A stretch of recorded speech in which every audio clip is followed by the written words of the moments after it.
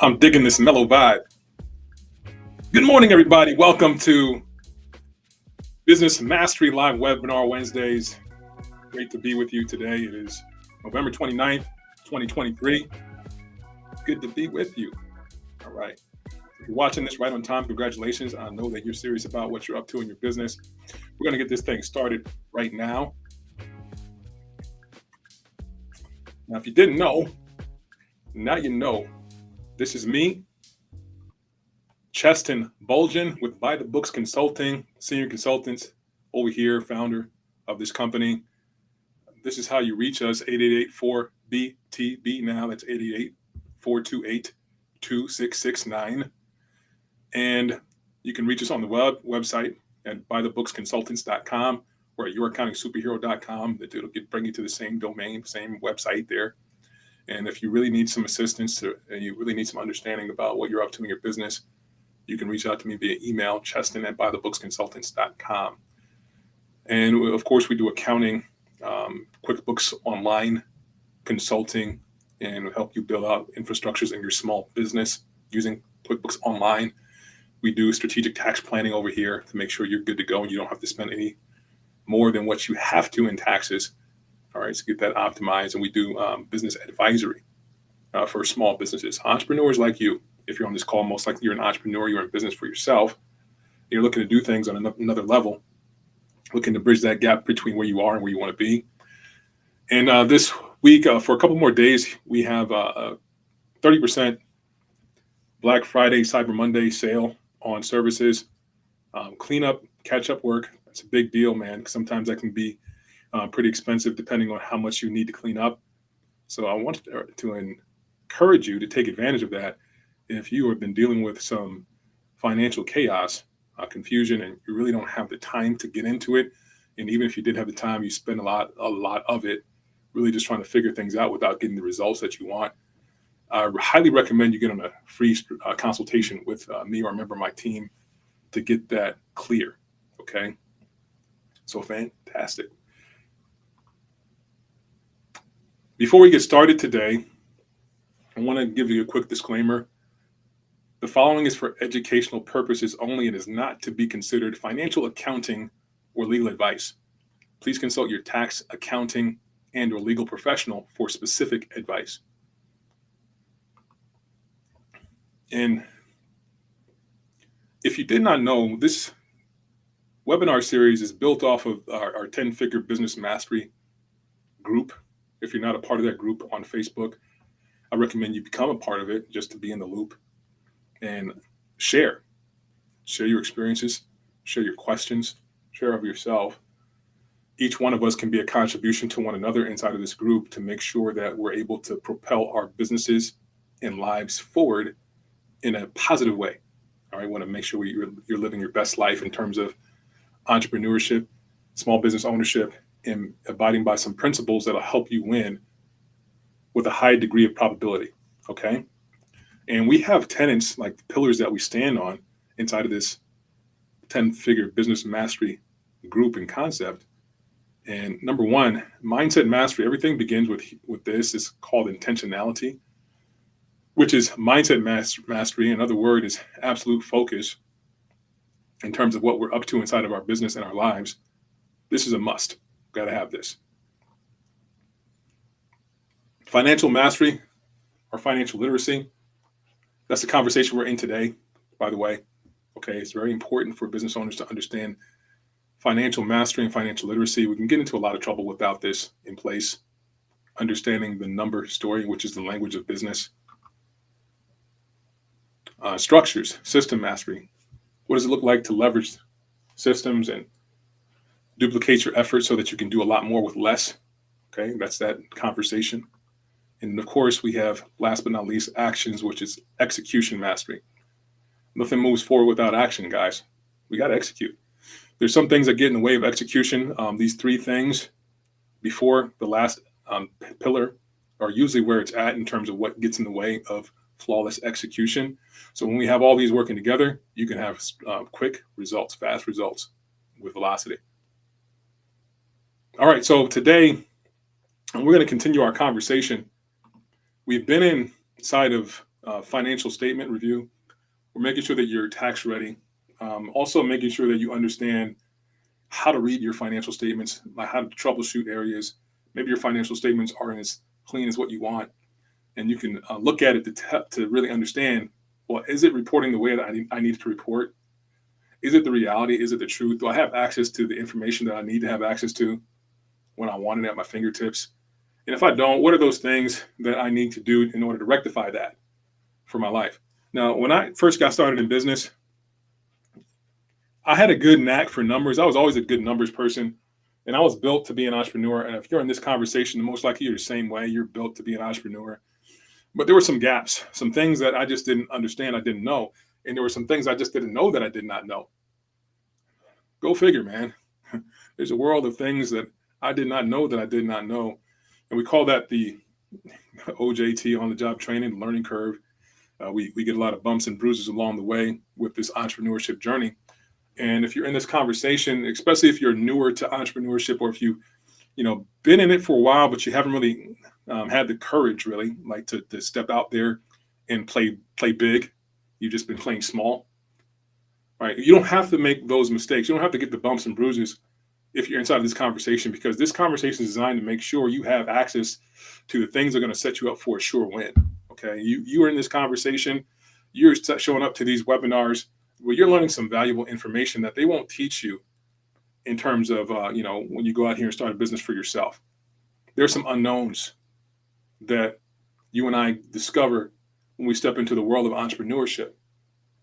And for you and I, we want to make sure that even those unknowns, we have a window and a margin of safety inside of those unknowns. And a lot of that margin of safety comes from a fundamental understanding of principles. And that's what you're going to gain here in this conversation in terms of financial literacy, and then other things as well. But I really want you to get today, like, how to navigate through this financial statement. Last week, we talked about the profit and loss statement. We looked at some of the ways to rectify it in QuickBooks Online.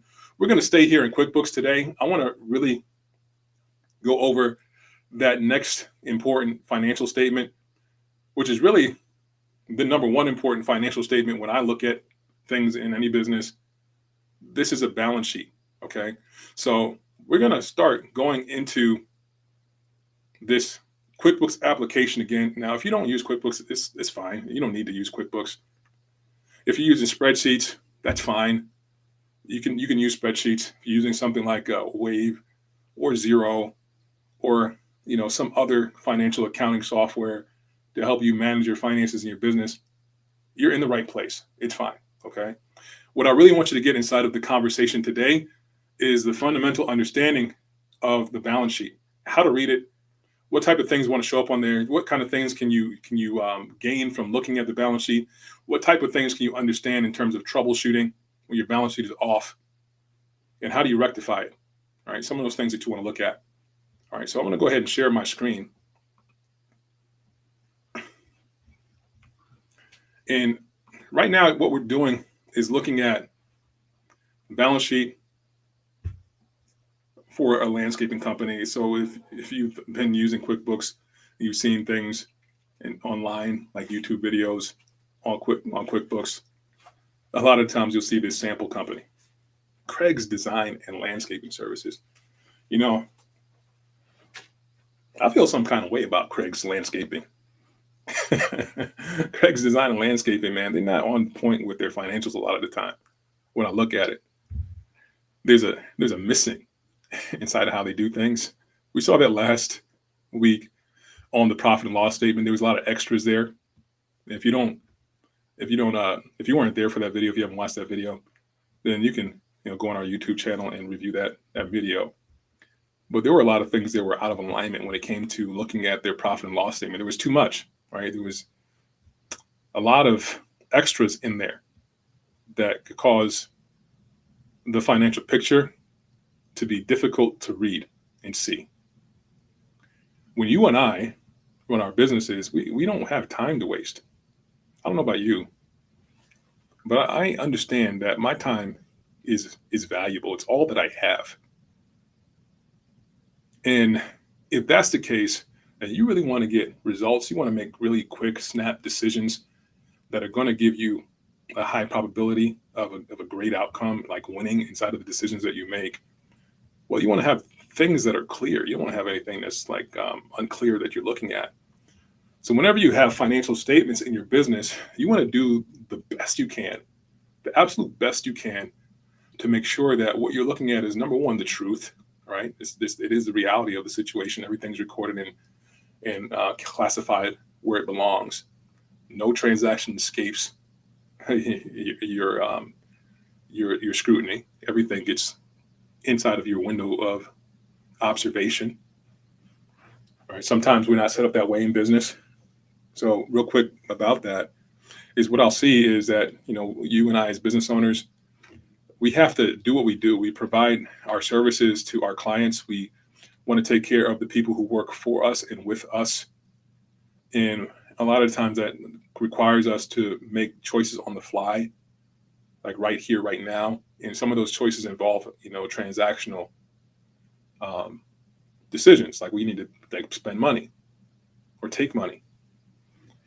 And if you don't have a controlled process for those transactions, then we can have a situation where your story, your number story, is not the truth.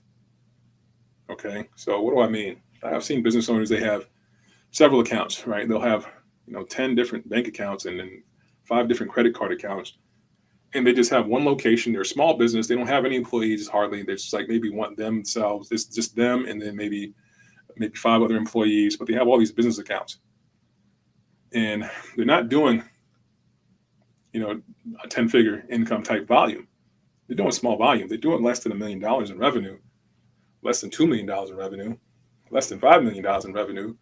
And it doesn't warrant us having all these extras, right? You're going to hear a theme right now inside of what I'm talking about when it comes to keeping things simple inside of your financial processes. It is super important, guys. All right. But they'll have this complexity of so many different accounts. So it's like hard to determine like what the money flow is. Like, what is the real integrity inside of the money flow? What are we doing here? There's no clear understanding of that. And because of that, things can get missed. Sometimes you have this account, sometimes you're using that Cash App, sometimes you're taking money from your own pocket and paying for things, and that's not being recorded. So it's like the wild, wild west of business, right? You're just doing what you got to do. You're winging it. And what I would like to do is get you beyond the process of winging it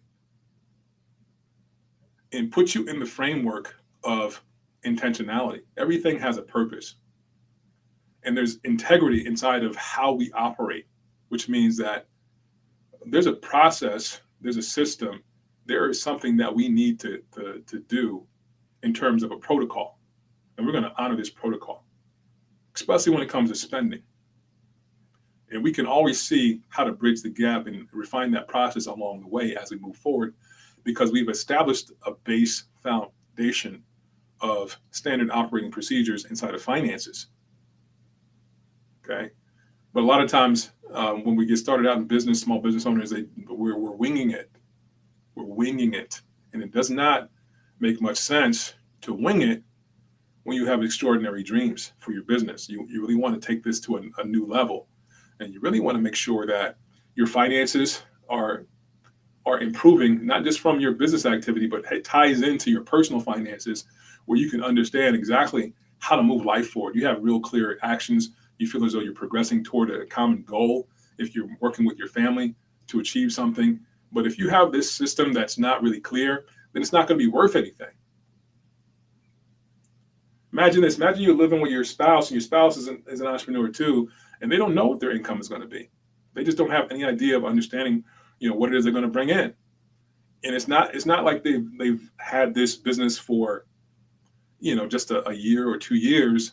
They've been in business maybe for 5 to 10 years, and they still just don't know. They don't understand how their finances are going to work from month to month. That becomes frustrating. Now, if that's you, you can imagine what that's like on the people in your world around you, like your family members. They can't rely on you, and it becomes an unworkability, and it becomes a source of stress for you and for everybody else around you. But when you get clear, when you actually have a process that you honor inside of your business to deliver you like clarity consistently and reliably so that you know where you stand, that alleviates a lot of the stress, a lot of the unworkability in life. All of a sudden now you can see exactly where you're headed in life. You can create a plan financially. You can retire. You can plan on selling your business. You can plan on moving assets into other areas of life with complete clarity and understanding what that's going to look like. You know your tax position, and you are in a conversation called mastery of finances and business for the first time in life. You just know, right? What would that be like for you, right? But it all comes from just putting in the integrity and honoring the protocols. Well, first of all, coming up with the protocols and honoring them consistently and reliably. And then everything is possible for you now, okay? So I'm saying that because this matters. And I want you to really get that this matters for you. No more of the out of integrity when it comes to moving money in and out of your business. Every purchase, every asset, every penny, you want to have that known, like at your fingertips. What does that impact? What is my profit and loss today? Well, how can I make a new choice now to improve upon that today? Now, if you're looking around and trying to put things together, it's going to be frustrating. It's not going to be clear. It's not going to be the truth. And you're not going to really know that the choices that you're making are going to be giving you actually a benefit, a real forward-moving process in life. Like you're not moving the needle toward your accomplishing your true goals. Okay, you don't know, and now you have access to knowing. Okay, so good. So this is a balance sheet, guys. Now, if you before I move on and do this and go over the balance sheet, if you are chiming in, if you're watching a recording of this, if you're live and you really want to understand this further, just throw a message in the chat. Let me know what you're going through. We'll get back to you. We definitely will. Like I'll get back to you personally if need be, to make sure that you are good when it comes to understanding how to put these processes into your business. All right, schedule a call, get on a free consultation. We do offer that free consultation for people to really get their stuff together in a way where they have that peace, that ease, and that clarity, and have a pathway towards that freedom, wealth, and legacy through entrepreneurship and business ownership. Okay. So with that being said, let's move on, guys. Let's talk about this balance sheet. This balance sheet looks pretty good. It's simple. I like it, and mainly because it is simple, but it looks like there's accuracy in this.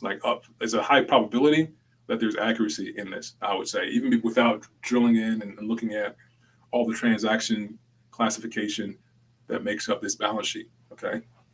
Why am I saying that? Let's take a look. Let me do this. I'm going to enlarge, bring this in on Zoom so you guys can see this a little bit better. Okay. All right. So basically, this is a balance sheet is a formula. The formula is assets equal liabilities and equity. All right. So if I collapse these, you'll actually see the formula here, which is great. All right. And you see that's the assets is 23,436.29, and liabilities and equity is 23,436.29. That's a balance sheet. That's why they call it that, because assets equal this. All right. And basically, when we look at a balance sheet, this is the true understanding of what a balance sheet means. To me, this is money comes from somewhere, or assets come from somewhere. Right? It's not a mystery. It came from somewhere. And the somewhere is from liabilities and equity. So if there's money in your bank account, the money came from either a liability, which is a loan, or equity, which is money that would either the owner contributed or profits in the business. Okay, that's equity. Either money that the owners contributed, like invested into the company, or profits that the business has made over time. That's equity. Okay. So your assets come from somewhere. If there's money in the bank, it usually came from either the profitability or money that the owner put in, or it came from some type of loan. Okay. All right. So let's actually expand this again so we can take a look at it. Okay. They don't have a lot of assets in Craig's Design and Landscaping Services, right? They don't have a whole lot of financial capacity here. And probably because that profit and loss statement that we looked at last week was pretty jacked up. All right, it's just confusing and there's chaos there. All right, so we're going to break this down, guys. So the first thing we're going to look at are things that we talk about. They're more liquid. And when we talk about more liquid, even just spendable, like I can trade this for other things like pretty quickly. Like it's either cash or something that's easily converted to cash. That is basically what comes up first. Right? We call that current assets. That's the terminology here, current assets. Okay. So in the front, you'll see bank accounts because this is really cash on hand. That's what that is.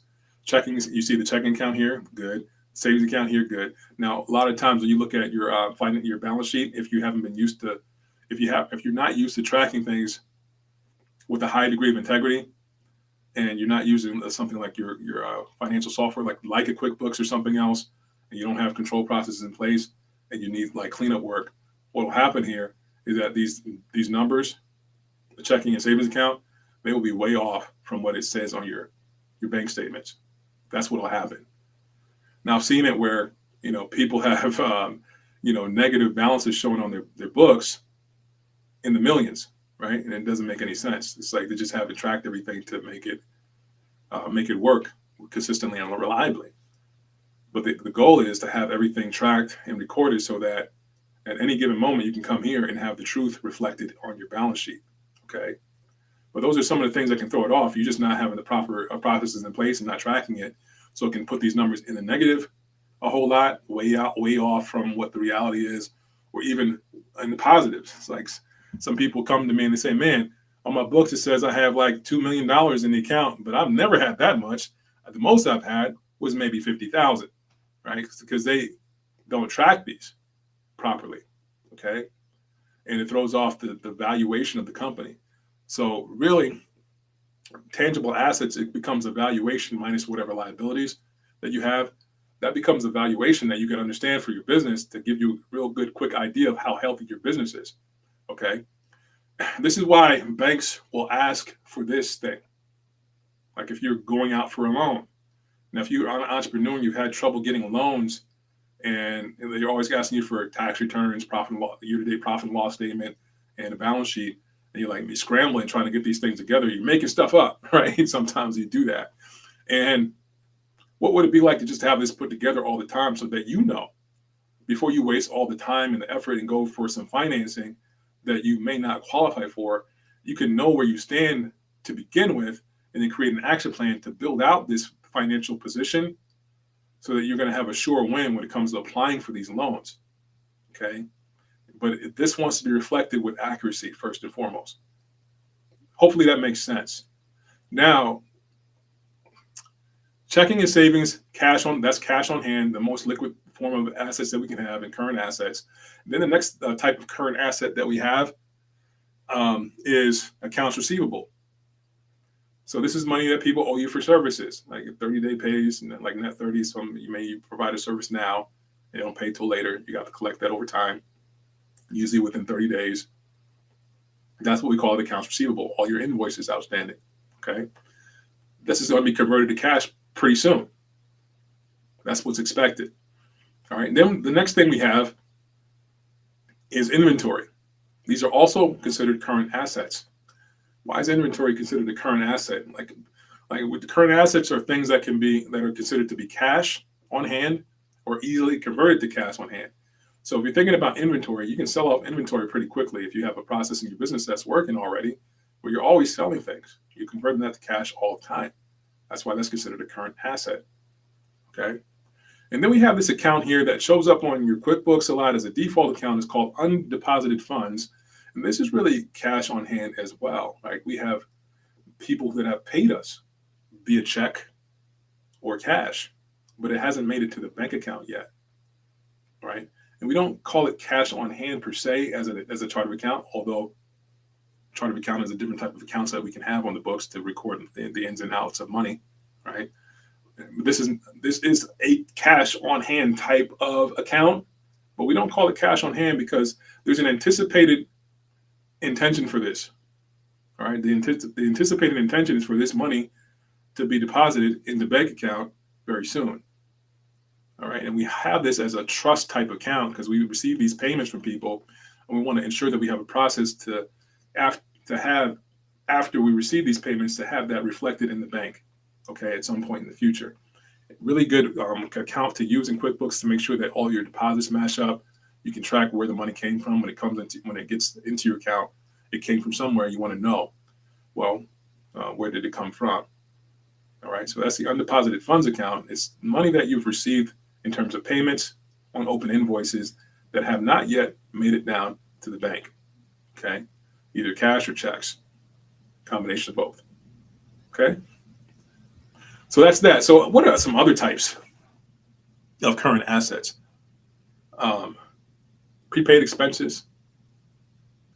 You may have advanced like prepaid expenses, or you paying like maybe utility bill a few months early, right? So that's a current asset. That's money that's going to be spent up over the next couple of months because you're going to use your utilities over the next couple of months.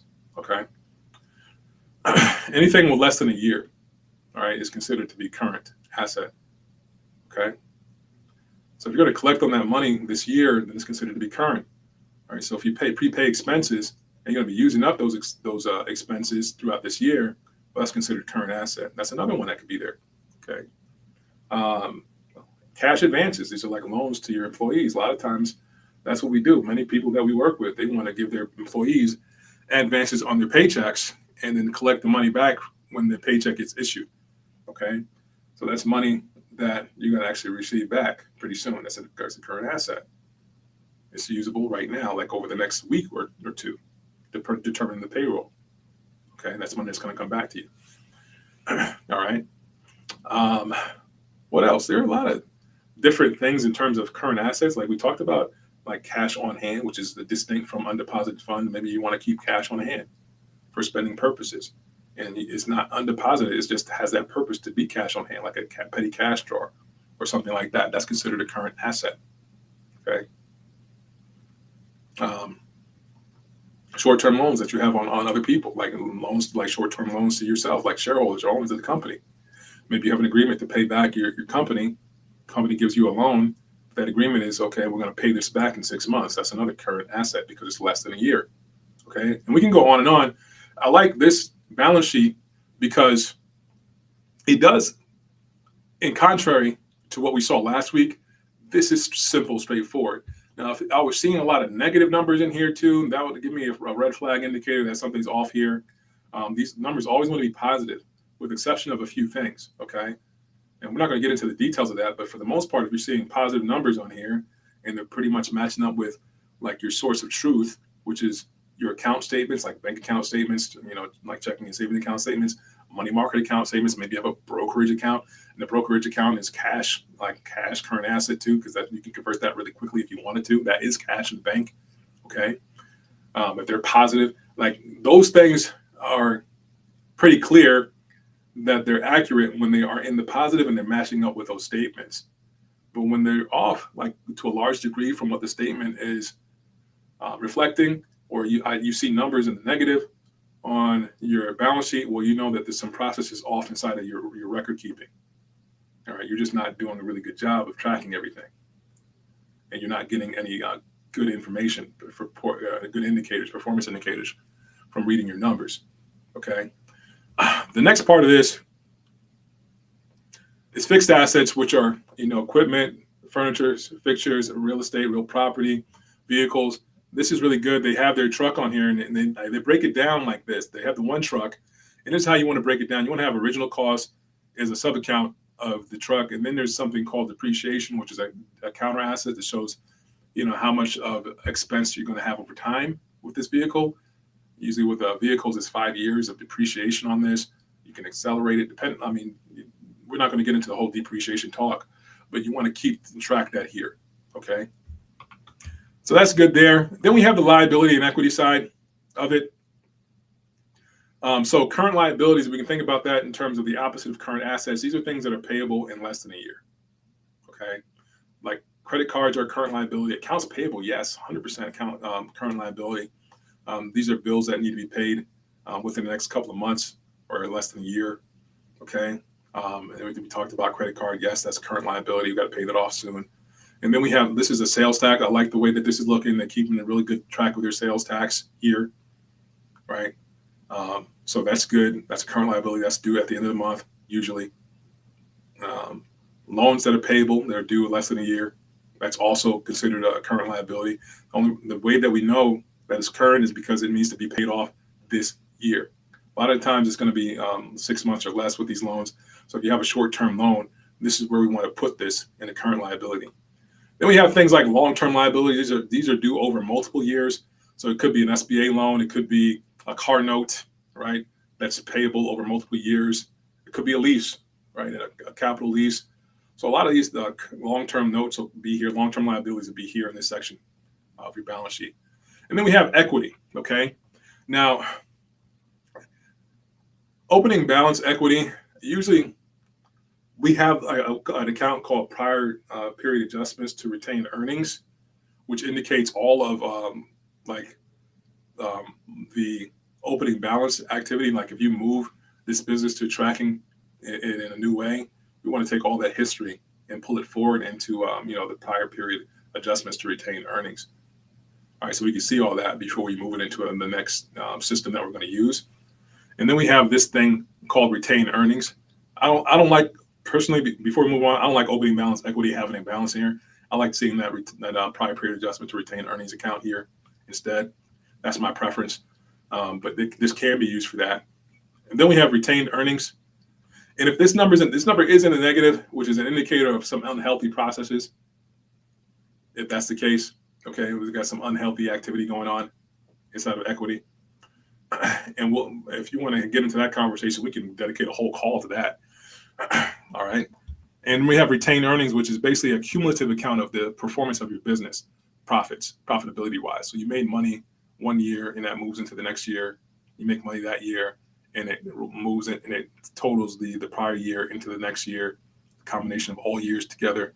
We call that a cumulative running account for how much earnings that you've kept inside of the business that remains your equity in the business.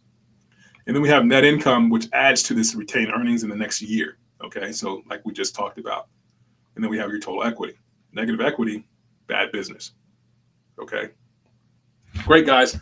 So that's it for running down a balance sheet. If you have any questions about that, guys, drop a message in the chat. Okay, and I will definitely get back with you, answer any questions that you may have. I'm hoping that you gained something out of this session today in terms of understanding how to read a balance sheet and understanding how to keep, what is it going to take to actually get the truth out of this financial statement, which is a critical financial statement.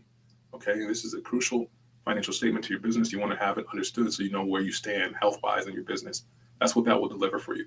Okay, hey guys, it's been great being with you today. Talk to you next week. Take care.